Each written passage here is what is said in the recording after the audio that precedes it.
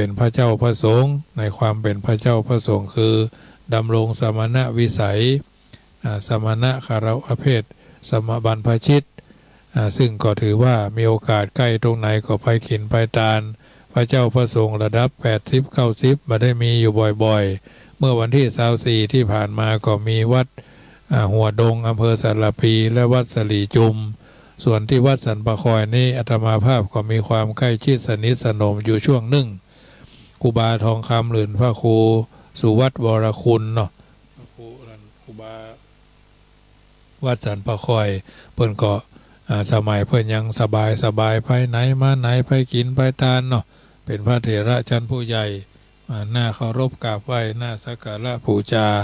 บัดนี้พระคุณท่านได้ถึงแก่มรณภาพซึ่งก็มีหลายรูปหลายตนสมัยครูบาทองคำเนาะวัดสันปะคอยทัดนั้นมาก็ท่านเจ้าคุณพระศรีธรรมนิเทศท่านพระมหากมลโชติมันโตแล้วก็มาถึงครูบาทองคำ3 ตนล้วนแล้วแต่80-90เท่านั้นนะวัดสันปะคอยก็เป็นวัดที่อยู่ใกล้กาดสันปะคอยเนาะสมัยก่อนก็มีคนจีนเยอะจำนวนนักมาค้ามาขายขึ้นล่องต่องเตียวท่านประเดชพระคุณท่านเจ้าคุณพระศรีธรรมนิเทศเริ่มต้นจากท่านอาจารย์พระมหากมลนี่แหละเป็นพระเถระที่ทรงศีลสุตาที่คุณวาจาห้าวหาญในการเผยแผ่พระธรรมคำสอนในทางพระพุทธศาสนาบัดนี้ก็ถึงช่วงที่3ก็ช่วงของครูบาทองคำท่านพระครูสุวัตวรคุณนะครูบาทองคำซึ่ง2 คำเนาะกำมลอยู่ตรงกลางทองคำเก้าทองคำปลายสมัยก่อนท่านอาจารย์พระมหาเจริญเนาะสุวัฒโน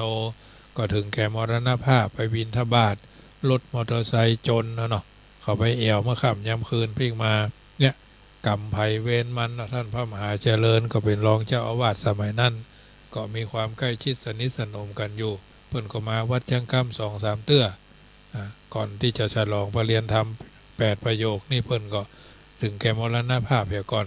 ก็เป็นพี่น้องทางอำเภอสันทรายไปเนาะครูบาทองคำก็อำเภอสันทรายเนาะท่านพระมหาแก้วปัจจุบันนะเพิ่นก็อยู่อำเภอสันกำแพงเนาะอันนี้ถือว่าญาติโยมที่อยู่บริเวณถิ่นใกล้ก็ไปกินไปทานถ้าปฏิศาสนกิจอันใดเมื่อคืนของวันที่30อาจจะไปร่วมเนาะอาจจะไปร่วมทั้ง2 ที่จะไปได้กาบ่ได้กาก็ว่าแถมกรรมหนึ่งเนาะเพราะว่าถือว่าวันที่31นี่มันเมื่อคืนเนาะการเดินทางขึ้นล่องท่องเที่ยวก็ลำบากอยู่ก็ไกลพอสมควรร่วม30 กิโลแต่ทั้งนี้ทั้งนั้นก็ถือว่าที่สำคัญคือวันที่1เนาะ1 มกราคม1 กุมภาแฟนครับขึ้น96ก็จะไปลืมไปปะกันเนอะท่านที่ใครได้ปฏิทินก็ไปฮับได้ที่วัดยางกวงเนอะปฏิทินของวัดจังคำนะวัดอื่นเพื่อก็มีแต่ของอาตมาภาพนี่พิเศษหน่อยมีคาถากันโควิดนะคาถากันโควิดวันที่30วันที่1 กุมภาเนอะไปฮับกันที่นั่นแล้วก็จะมีอาหารไปแจกจำนวน100 ถุงเนาะเอาไปรับประทานที่บ้านเพิ่นทำกับทำอาหารไปร่วมเลี้ยงกันที่วัดยางกวงเพิ่นจะสืบชะตาสถานีวิทยุขึ้น96อาตมาภาพก็เป็นพระเจ้าประสงค์รูปหนึ่งที่จัดรายการส่วนนั้นเมื่อสัก10 วันไปทางหลังถอยหลังไปทางหลังเนี่ยก็ได้ร่วมทำบุญในนามของคลื่นเขาเนี่ยกัลยาณมิตรจำนวน 3,000 บาทก็เพิ่นรวบรวมปัจจัยไปบำรุงร่วมกันเป็นน้ำใจกันคนละเล็กคนละน้อยได้ปัจจัยจำนวน 60,000 กว่าบาทอันนี้ก็ซ่อมแต่ก็ได้เสี่ยงไปแสนปลายเหมือนกันนะแสนแก่ๆเหมือนกันนะก็คงจะดีขึ้นช่วงนี้เพิ่นอยู่ในระหว่างทดลองออกอากาศเนอะวันที่1 มกราก็ไปปะกันที่วัดยางกวงเนอะจะไปร่วมสืบชะตาคือสถานีโดยนะเมื่อมันงานส่วนรวมเขาก็ต้องเสียสละส่วนตัวส่วนท่านใดมีเสื้อผ้าเก่าเนาะเสื้อผ้าเก่าจะไปร่วมทำบุญจะไปแจกละอ่อนบนดอยจะเป็นเจ้าภาพรถทีบก็ได้เนอะพุ่นจะไปวัดห้วยเขียงตำบลหนองหานอำเภอสันทรายพุ่นนะอาจารย์อมรเพิ่นเป็นพระธรรมจาริกอยู่บนดอยพุ่นบ้านบีพออารามบีพออำเภออมก่อยพุ่นนะไก่ความเจริญเหมือนกันเนอะรถต้องเป็นรถใส่โซ่ใส่อย่างเป็นแช่เป็นว่าร ต้องโหลดโปรวินอย่างที่เพิ่นออฟโหลดเนี่ยนั่นแหละที่เพิ่นเอาขึ้นดอยได้น่าจะมาขึ้นไปมาถึงไปตึกเกิงกลางตางเนาะเพราะว่าตางมันวิบากอินดูรถนะจำเป็นจะต้องให้พิสูจน์ท่องเพิ่นอยู่ท้องถิ่นเพิ่นมาฮับเพราะฉะนั้นท่านใดมีโอกาสอาตมาภาพก็ตะเตรียมแจกันเนาะแจกันพ่องอันอย่างพ่องเปิดห้องว่ากะละมังทางเปที่เป็นพลาสติกวันนั้นก็เอาไปร่วมลำรถละเดี๋ยวนี้ก็มีประมาณลำรถเพราะว่าเก็บของออกจากกุฏิบ้านเฮามันมีจำนวนนักจำนวนหลายมันอยู่ที่เมืองเจริญปฏิรูปประเทศเนาะประเทศที่สมบูรณ์ก็เลยเอาไปมอบถวายบนดอยดีกว่าแจกันที่ญาติโยมมาถวายมุทิตานะแกะเอาของตั้งในออกเอาไปรวบรวมกันห่อกระดาษไว้จะได้เอาไปมอบเพื่อเพื่อนบนดอยเพราะฉะนั้นก็ถือว่าเป็นส่วนหนึ่งที่เขาได้ช่วยสังคมบ้านเขานี่มีค่ามันไม่ค่อยมีค่าเนาะ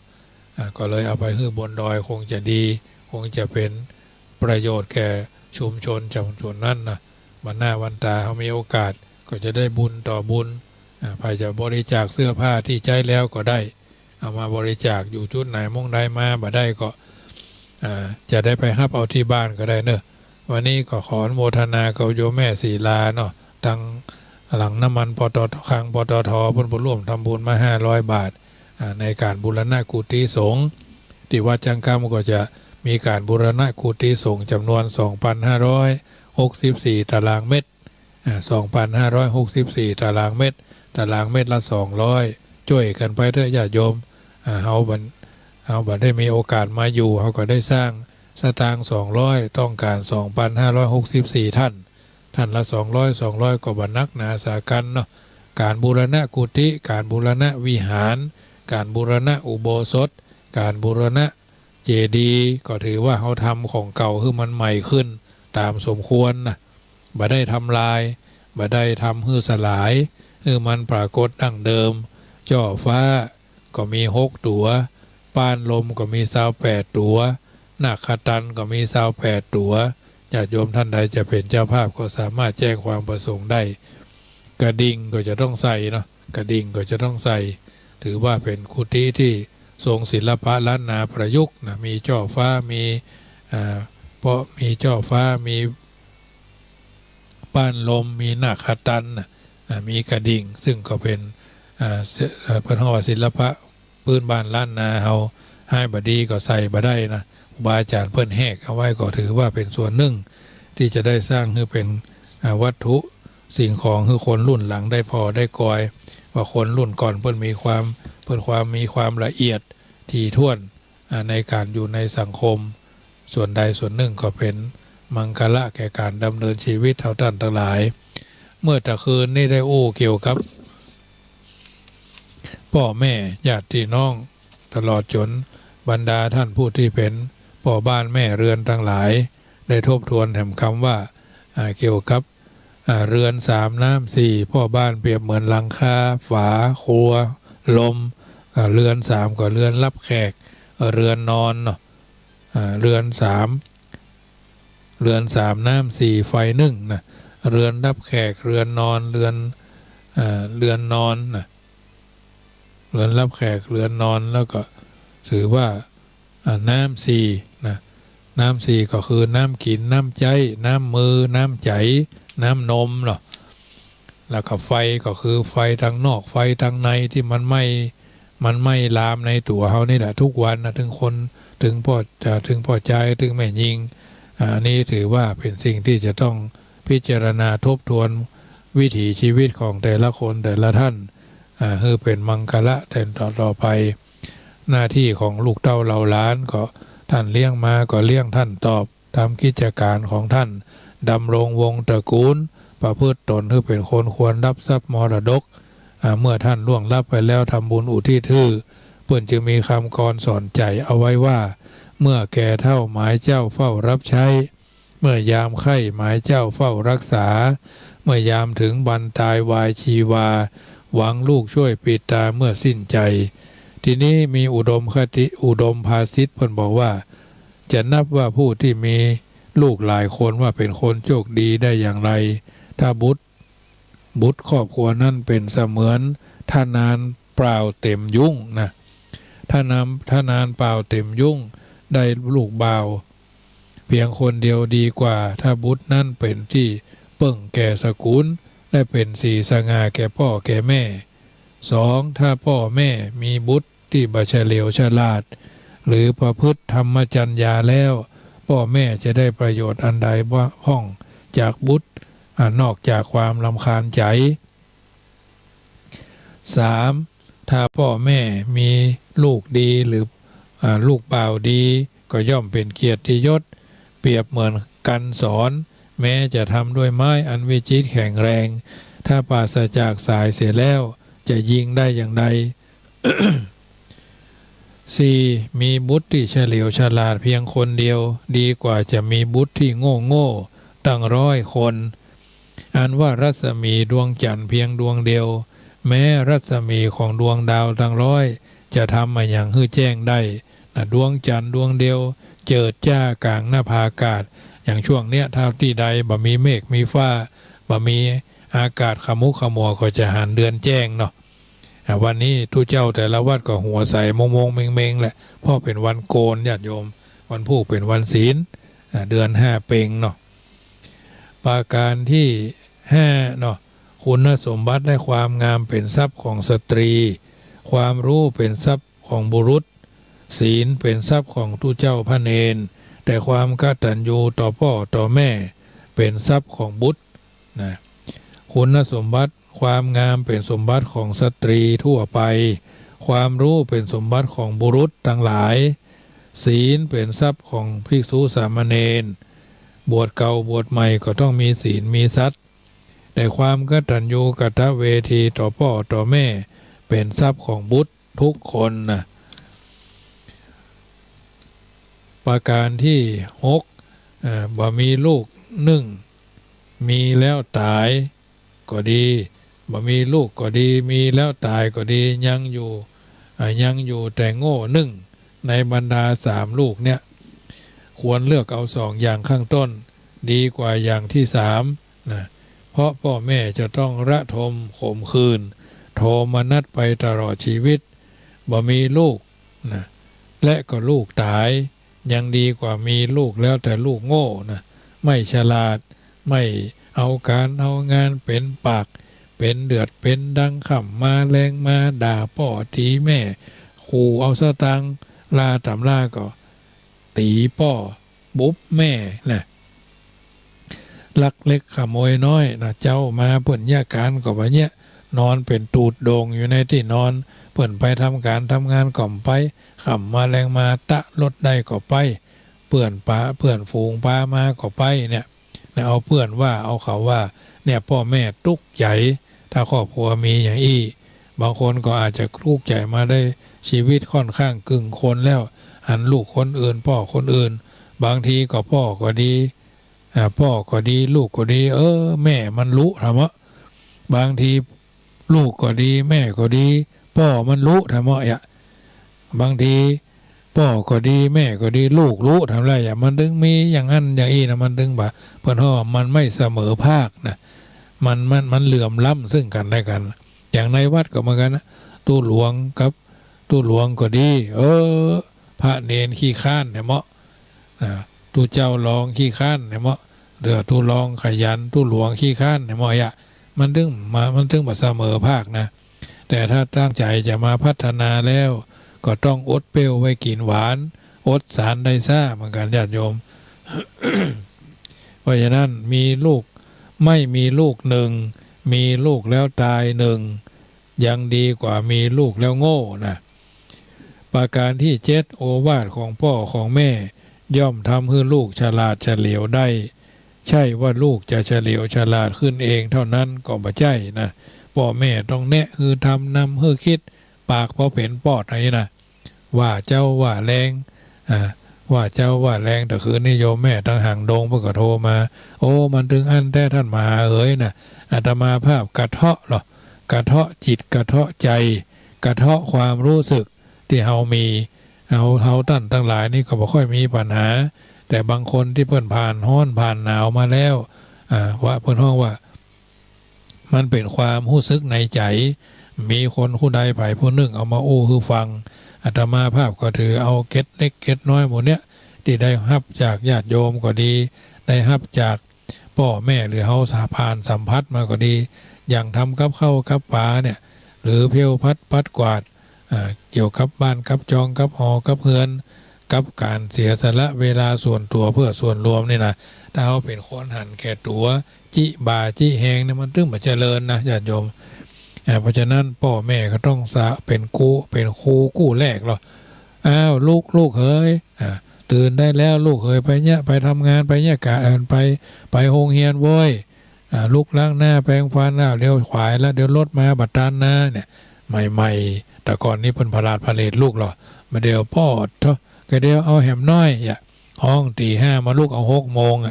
มันไปตันเหยญาติโยมเหยบางเทื่อก็ไปโรงเรียนขวายเข้าก็ไม่ได้กินแล้วอ่อนรุ่นใหม่มันจะกินข้าวนะกินนมนะมันฝรั่งเปิดห้องว่าฝรั่งขี้นกเนาะคนรุ่นใหม่นี่นะประการที่ 8เพราะบัดสั่งสอนลูกบ่าวลูกสาวพ่อแม่เป็นไพรีแม่พ่อเป็นไพรีแม่เป็นศัตรูเพราะต่อไปจะทำให้ลูกโง่บาปราดเปรียวในที่ประชุมชนเหมือนนกกระยางอยู่ในฝูงหงส์ฉะนั้นนะเพราะพ่อแม่มาสั่งสอนบุตรธิดาพ่อเป็นไพรีแม่เป็นศัตรูเพราะต่อไปจะทำให้ลูกโง่ไม่ปราดเปรียวในที่ประชุมชนเหมือนนกกระยางอยู่ในฝูงหงส์ประการที่ 9ตกแต่งผ้าที่สะอาดย่อมทำความงามของผู้แต่งให้เสื่อมอาหารชั่วทำให้ย่อนกำลัง แม่บ้านทุศีลประพฤติชั่วเป็นเครื่องก่อกวนให้ผัวตายจากผัวเลวทรามเป็นที่เดือดร้อนแก่ครอบครัวพ่อแม่ชั่วก็ก่อให้เกิดความอัปยศโอษสูแก่ลูกหลานตระกูลนั้นลูกชั่วต่ำช้ารังแต่จะเป็นเครื่องทำลายตระกูลนะตกแต่งผ้าที่สะอาดย่อมทำความงามของผู้แต่งให้เสื่อมไปอาหารชั่วคืออาหารบดีอาหารเสียนั่นแหละทำให้ย่อนกำลังเอามดกำลังบนห้องว่าลงต้องเนาะแม่บ้านทุศีลประพฤติชั่วเป็นเครื่องก่อกวนให้ผัวตายจากผัวเลวทรามเป็นที่เดือดร้อนแก่ครอบครัวพ่อแม่ชั่วก่อให้เกิดความอัปยศอดสูแก่ลูกหลานในตระกูลลูกหลานชั่วต่ำช้ารังจะเป็นเครื่องทำลายตระกูลนั้นให้เสื่อมสิ้นประการที่ 10บาปของลูกเนื่องมาจากพ่อจากแม่บาปของศิษยานุศิษย์มาจากครูบาอาจารย์แต่ของพลเมืองก็เนื่องมาจากปุโรหิตอามาตย์ราชบริพารบดีนั่นแหละบาปของลูกเนื่องมาจากพ่อจากแม่บาปของศิษย์เนื่องมาจากครูบาอาจารย์แต่บาปของพลเมืองเนื่องมาจากปุโรหิตาจารย์ประการที่ 11ภรรยาหรือเมียที่ดีเป็นขุมทรัพย์ผัวที่ดีเป็นเพื่อนชีวิตผู้สร้างสรรค์ญาติพี่น้องดีเป็นเครื่องอบอุ่นใจแต่พ่อแม่ที่ดีเป็นได้ถึง3อย่างรวมกันนะเมียที่ดีเป็นขุมทรัพย์ของตระกูลนั้นผัวที่ดีเป็นเพื่อนชีวิตผู้สร้างสรรค์ญาติพี่น้องที่ดีเป็นเครื่องอบอุ่นใจพ่อแม่ที่ดีเป็นได้ถึง3รวมกันนะญาติโยมสาธุชนข้อที่ 12มีทรัพย์1มีปัญญาสำหรับใช้ทรัพย์เพื่อเป็นประโยชน์2ปราศจากโรค3มีเมียเป็นที่น่าฮักเน่นอินดู4มีเมียที่ดีด้วยกิริยามารยาทคือสุภาพเรียบร้อย5มีความรู้พอสำหรับที่จะทำประโยชน์แก่ผู้อื่น6มีลูกที่อยู่ในโอวาทคำสอน7มีพ่อแม่ที่ประพฤติธรรม8เหล่านี้ท่านกล่าวว่าเป็นมงคลของโลกนะมีทรัพย์1มีปัญญาสำหรับใช้จ่ายทรัพย์2ปราศจากโลก3มีเมียที่น่าเอ็นดู4มีเมียที่ดีด้วยกิริยามารยาทสุภาพเรียบร้อย5มีความรู้พอสำหรับทำประโยชน์แก่ผู้อื่น6 มีลูกที่อยู่ในโอวาทคำสอน7มีพ่อแม่ที่ประพฤติธรรม8เหล่านี้ท่านกล่าวว่าเป็นมงคลในโลกประการที่13ผู้บ่มีความอบอ้อมอารีบ่ตั้งอยู่ในสุจริตธรรมบ่แสวงหาความรู้บ่มีความมานะกล้าหาญบ่แสวงหาทรัพย์บ่มีกตัญญูกตเวทีต่อพ่อต่อแม่และผู้มีคุณทั้งหลาย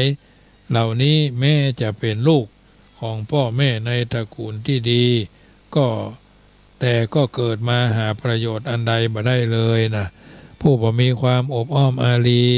บ่ตั้งมั่นอยู่ในสุจริตธรรมบ่แสวงหาความรู้บ่มีความมานะกล้าหาญบ่แสวงหาทรัพย์ที่เสียไปบ่กตัญญูกตเวทีต่อพ่อต่อแม่และผู้มีคุณทั้งหลายเหล่านี้แม้จะเป็นลูกของพ่อของแม่ในตระกูลใดก็ตามแต่ก็เกิดมาเพื่อประโยชน์อันใดบ่ได้เลยญาติโยมสาธุชน13ข้อนี้บนห้องว่าอุดมภาสิทธิ์จะเป็นจริงกาบ่จริงกาเฮาก็ต้องใส่ใจปัจจุบันวันนี้เมื่อเฮายังมีชีวิตกินได้เดินได้ต้วงได้เปิดห้องว่าดังสาปากต้วงเนี่ยถือว่ายังเป็นอุดมภาสิทธิ์ที่บัณฑิตแต่ก่อนท่านกล่าวเอาไว้เป็นการเปิดของที่มันคว่ำอยู่กำใจผายแผ่ให้ญาติโยมได้ฟังเป็นนิทัศนะอุทาหรณ์นี้อุดมพจนานุสรณ์เปิ้นก็กล่าวไว้เหมือนกันว่าท่านเอ๋ยเดือนเพ็ญสาดแสงรุ่งเรืองแจ่มจรัสณท่ามกลางแผ่นฟ้าก็ยังมีเวลาอับแสงได้ดอกไม้ใบโศกที่แกว่งไกวไปมายังมีเวลาซึมเศร้าได้แต่ความฮักของพ่อของแม่บุพการีชนนั้นเมื่อเกิดขึ้นแล้วบ่มีเวลาดับและซึมเศร้าตราบกระทั่งอวสานแห่งชีวิตนะเดือนเพ็ญสาดแสงส่องรุ่งเรืองในวันขึ้น15ค่ำท่ามกลางแผ่นฟ้าทั่วสกลทั่วชมพูทวีปเนาะก็ยังมีเวลาอับแสงได้ดอกไม้ใบโศกแกว่งไปไกวมามีเวลาซึมเศร้าได้แต่ความฮักของพ่อของแม่บ่เคยเศร้าบ่เคยซึมบ่เคยอันตรธานไปจากจิตจากใจของลูกเต้าเหล่าหลานจนกว่าท่านจะล้มหายตายจากเอาจะสังเกตว่าเมื่อพ่อแม่เฮามีบ้านใดจองใดสมัยเฮายังหนุ่มยังแน่นเฮาก็อาจจะบ่ค่อยเชื่อเฮาขออาจบ่เชื่อบ่เลื่อมใสอย่าตมาภาพอยู่กับครูบามา4-5 ตนเนาะมาถึงครูบาสลีนวลวัดจังกำนี่ก็เอาได้เคยอุปถัมภ์อุปถากเพื่อนตอนเจ้าได้ไปเตรียมเข้ากับผาเพื่อนเตรียมโอวันตินกับอันนั้นกับอันกล้วยสุกเนาะวันละ2 ลูกโอวันติน1 แก้วเมื่อแรงก็โอวันตินบ่ได้เนาะตอนเพลก็เตรียมอาหารเพลก็เตรียมเพื่อนปลาก็ใส่บี้ไข่บี้ก้างบี้อย่างเพื่อนเฮียก็ทำมาได้ร่วม9 เดือน10 เดือนเพิ่นก็กินอาหารฉันอาหารได้สบาย5 โมงไปเพิ่นจะเข้าที่นอนแล้วเพิ่นก็เท่าแล้วเนาะ9 เดือนที่ได้ดูแลอุปถากอุปถัมภ์เพิ่นมานะก็เป็นความภูมิใจหลายรูปหลายตนที่ผ่านมาแต่ละรูปแต่ละตนสมัยอยู่กรุงเทพก็มีเหมือนกันก็ได้ดูแลครูบาอาจารย์ตนเฒ่าตนแก่เพิ่นเปลี่ยนเวรกันเพิ่นเฮาว่าเวรเนาะเปลี่ยนเวรกันซับเวรกันไปดูอาตมาภาพนี่อยู่ตลอด9 เดือนบ่ได้ไปไหนดูแลก็ว่าเวลาเฮาไปก็ฟังไปฟังปิกคนเฒ่าเพิ่นจะห้องหาอันนี้ก็เป็นส่วนหนึ่งญาติโยมข้อที่2เพิ่นห้องว่าท่านเอ๋ยสายน้ำในห้วงอันลึกยังมีเวลาขึ้นและลดลงได้ตามฤดูกาลไพศาลพจน์ยอดดอยเนาะหรือบนดอยต้องสายลมแรงพัดโบกเตื้อน้อยยังซึกยังก่อนยังร่อยรังหล่อลงได้ตามสมัยและเวลาจิตใจที่เต็มไปด้วยความปรารถนาดีของพ่อของแม่นั่นช่างมั่นคงและแน่นอนยิ่งกว่าสายน้ำในแม่น้ำอันลึกดอยอันต้องลมต้องแดดต้องฝนได้เป็นไหนข้อที่3เพิ่นบอกว่าท่านเอ๋ยยามหนาวยะเยือกเย็นในฤดูหนาว ไออุ่นจากผ้าห่มช่วยให้อบอุ่นได้นักกลางหาวยามแดดกล้าล่มไม้จะบรรเทาความร้อนให้เฮาได้ดีจึงจะอุ่นเต้าอุ่นดีเต้าดี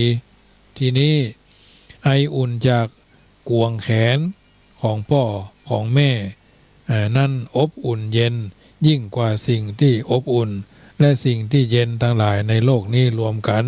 อันเนี้ย3ข้อนี้บนห้องว่าอุดมพจน์จะนานุสรณ์มอบเป็นปฏิการะกับบรรดาญาติโยมสาธุชนท่านผู้ฟังทั้งหลายเป็นคำสอนที่บักเก่าหนังสือนี้ที่เอามาก้อนไกเอามารังสรรค์ญาติโยมฟังนี้พิมพ์เมื่อปีพุทธศักราช2510นะญาติโยม2510คนที่เพื่อนพิมพ์นี่ก็พอบ่มีละล้มหายตายจาก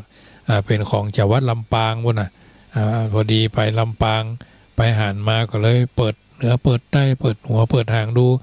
สนใจก็เลยขอถ่ายเอกสารนำมารังสรรค์นำมาญาติโยมฟังอันนี้ก็เป็นส่วนหนึ่งเนอะเป็นนิทัศนะอุทาหรณ์เตือนจิตสกิจใจให้ญาติโยมได้ฟังอนุโมทนากับโยมแม่เรนูก้อนแก้วเนอะวันนั้นเปิ่นทำบุญมา1 ตารางเมตร200 บาทก็ขออนุโมทนาไว้ณที่นี้ด้วยเนอะญาติโยมสาธุชนโทรกันเข้ามาได้เนอะ10 นาทีสุดท้ายก่อนนำรายการจากท่านไป0861875325ตะกี้โยมแม่ทองใบบ่อสร้างโทรเข้ามากำลังจะเข้ารายการพอดีเนอะอยู่จุดไหนโมงใด10 นาทีสุดท้าย8 นาทีสุดท้ายเนาะเพราะจะต้องออกก่อน2 นาทีมีกำหนดกฎเกณฑ์เอาไว้กฎกติกากันเอาไว้คืน104นี่เพิ่นให้ออกก่อน2 นาทีก่อน2 ทุ่มเนาะสถานีอื่นนี่ออกก่อน5 นาทีทางนี้ทางนั้นก็ร่วมด้วยช่วยกันในเวลา40 นาทีก็จะหมดลงแล้วญาติโยมสาธุชนอยู่ชุดไหนก็โทรกันเข้ามาเนอะโมทนากับพี่น้องร้องต้นขามกับนมัสการเจ้าท่านฟังเข้าใจดีเนาะเข้าใจดีเจ้าอนุโมทนาเนอะเจ้าเป็นกำลังใจให้ท่านด้วยนะเจ้าเจริญพรสายที่1มาลองต้นขามแม่จันดีปากก้างสายที่2เจ้าฟังเดี๋ยวเลยท่านเนอะเข้าใจดีเนาะเจ้าเข้าใจดีเปลี่ยนอย่างอี้แท้เนาะไปเร็วเนาะเปลี่ยนอย่างเพื่อนว่านี่เลยฮะ96วันที่1อะแม่อันมีโอกาสก็ไปกินประทานด้วยกันเนอะมันเป็นวันจันทร์ก็ฮะวันทำงานเนี่ยมันแน่ใจเนาะแวบไปกำลับไปได้ของดีเนอะโมทนาแม่จันดีเนอะเจริญพรพี่น้องบัดร่องต้นขามพี่น้องโยมแม่เรนูก้อนแก้วข้าบดีผู้มีความศรัทธาในคุณพระศรีรัตนตรัยตลอดมาโยมแม่จันดีปากก้างโมทนากับทุกคนเนอะโทรกันเข้ามาได้0861875325วันที่1จะไปลืมเนอะถ้าใครได้ของอาหารเนาะจะทำอาหารไป100 ถุงบอกว่าไปอย่างเนอะไปฮับเอาเองเราแล้วก็ได้ตำมันนูนคราวนี้เป็นอย่างอื่นนะหลากหลายแล้วก็หลายหลากเนอะทำไว้พิเศษ100 ถุงแต่ปฏิทินนี่ก็จะเอาไปให้ประมาณ50 ชุดแล้วก็ต้องมีเสี้ยแถมปีเสี้ยแถมประมาณ100 ชุดเนาะ100 ชุดอันนี้ก็ขอร่วมกันทำบุญเนอะอันนี้เป็นของที่เพื่อนเอามาร่วมทำบุญเกี่ยวกับสร้างกุฏิในญาติโยมคนละชิ้น2 ชิ้นแล้วแต่ญาติโยมจะทำบุญร่วมด้วยช่วยกันนะมีอันใดอันหนึ่งนอกจากมังกรแต่ปฏิทินนี่มันมีเพื่อนห้องว่าคาถาแค้วคาดเกี่ยวกับป้องกันพยันอันตรายจะขึ้นล่องต้องเตียวท่านได้ปฏิทินแล้วจะไปเอาไปห้อยไว้บ่ได้นะถ้าจะว่าคนเดียวนั่งนะโม3 จบวันนี้จะไปเชียงไฮ้จะไปเชียงแสนจะไปทุ่นละจะไปหั่นไปนี่พอนั่งในรถขับรถคนเดียวไปโดยพ่อบ้านไปโดยแม่บ้านเนาะไปโดยเจ้านายขับรถท่านนี่เอาคาถานั้นไปท่องตั้งนะโม3 จบว่าไตรสรณคมก็ได้หรือ ตั้งหน้าโม3 จบขึ้นต้นว่าโอมทุกบทนะโอมพุทโธโยแค้วคลาดโอมธัมโมโยแค้วคลาดว่าทั้งท่านทั้งหลายก็จะอยู่สุขสบายตามฐานะของแต่ละท่านเนอะถ้าท่านทำก็เป็นมงคลกับท่านเองเจริญพรแม่ครูเจ้าไหวตาเจ้าฟังเห็นแล้วเจ้าพูดถึงปฏิทินนะแม่ห้อยปีปองทำเวลาไม่เจ้าฟังเทศฟังธรรมพระในส่วนไหวพระสวดมนต์อย่างต่างๆไหวพระแล้วก็วันศีลก็จะไหวพระแม่ก็ได้ไหวถึงได้ใครถึงพระพุทธรูปไหวถึงพระสงฆ์ได้ถึงคาถาวินิมนต์ไม่ใช่ปฏิทินแกว่งคนเดียวกันหมวกแกร่งนะมีนี่แหละนี่เนี่ยแม่เป็นแผ่นหน้าแบบไหวถึงวันเนาะเราเจ้าคนหนึ่งท่านของพระครูเข้ามาหาบอกว่าไหวพระอย่างงั้นการหนึ่งกับเราจะได้กราบเลยเจ้าสาธุเจ้าเหมือนเขาสอนนักเรียนนะกะเขาจะว่าอัญชลีวันทาอภิวาทนี่ก็ดูกระไรเขาใหญ่อะไรนี่เนาะเจ้าโมทนาอาตมานำญาติโยมทุกวันก็ไปฟังลำคาญเนอะฟังกันไปเถอะว่าก็บางเตื้อบางคนเพิ่นก็มันคนเมืองเขาในสุมาเถอะมือแข็งเลยญาติโยมมือแข็งเพราะอย่างเวลาพระทุเจ้าพระเนรที่สนิทสนมกันนั้นบ่ค่อยไหวเท่าใดตุมาเจ้าละกายแต่คนไทยนี่เพิ่นว่ากายวัดเพิ่นก็ไหวนะบ่ใช่ว่าคนไทยดีนะเพิ่นก็เป็นคนภาคกลางเนาะเพิ่นเป็นอย่างนั้นแต่นมัสการเจ้าข้าอย่าไหวสาครับเอกอะบางคนเมืองยิ่งเป็นบางคนนี่บางคนนะบ่ใช่ว่ากันหมดนะมันเป็นอย่างนั้นแต่เจริญพรเจริญพรเจ้าอันสุมาเจ้าขอถามแต่ละวัดยังกวางอยู่ทางไหนจ๊ะอยู่กาดก้อมลำถูเจ้าใหม่แม่วัดประตูเจ้าใหม่หัวจักวัดธาตุคำวะสิจะมางัวลายตั้งมาประตูเจ้าใหม่ตรงมาแล้วถ้าเลี้ยวขวามือก็จะเข้าไปทางงัวลายวะน่ะแม่อยู่ไหนเนี่ยแม่อยู่ไหนเนี่ยอันอยู่คุรุสภาเจ้าวันที่1ป้ากันเนอะถ้าไปก็ถ้ามีเวลาได้ไปนะเจ้าจะแวบคำเดียวแล้วหรอจะโมทนาแม่เนอะอนุโมทนาเจ้าเจริญพรวัดยางกวงอยู่ทางหลังใกล้ๆวัดเลยวัดธาตุคำไปเนาะอาตมาภาพจะ